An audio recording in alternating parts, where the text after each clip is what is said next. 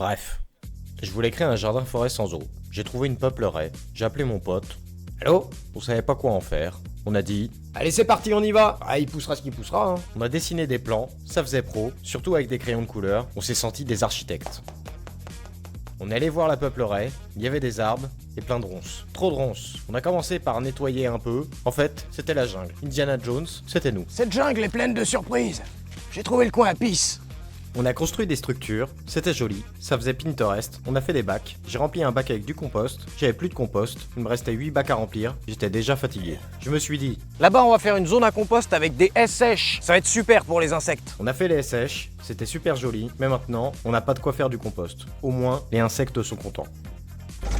On a planté des trucs, pas n'importe quoi, des trucs qui poussent, des légumes, des fleurs, des fois ça marchait pas. On a planté à la bourre, il a plu et replu. Les limaces ont tout bouffé, départ pas terrible. Heureusement, les tomates étaient là. Je me suis pas découragé, j'ai ressemé des semis. Je les ai oubliés, ils ont crevé au soleil, j'ai recommencé, 3 fois, il a continué de pleuvoir. Toujours des limaces, et puis le mildiou est arrivé. Je me suis dit, tranquille, on va avoir des tomates, c'est sûr. 2 semaines plus tard, j'ai plus de tomates. J'avais des courgettes, j'avais oublié que j'en avais, je me suis retrouvé avec des courgettes de 4 kilos, c'est des haltères bio. Oh. Allez.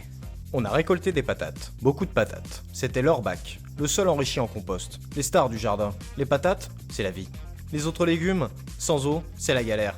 Ils végètent comme des ados en vacances.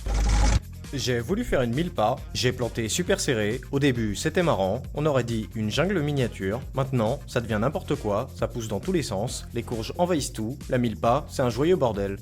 On a trouvé une énorme citrouille, parfaite pour Halloween, au moins une réussite, on pourra en faire une sculpture géante, un jack-o'-lanterne qui fera fuir les limaces qui sait. Bref, j'ai décidé de créer un jardin-forêt sans eau en 2024. C'était une aventure, une expérience. On a bien rigolé. L'année prochaine, on s'y prendra beaucoup plus en avance, avec de l'eau et beaucoup plus de compost. On a appris plein de trucs cette année, et on est prêt à retenter l'expérience. Finalement, jardiner, c'est comme la vie. Faut savoir s'adapter. Abonne-toi pour plus de contenu fun et éducatif. Qu'est-ce que je fais avec ça, moi?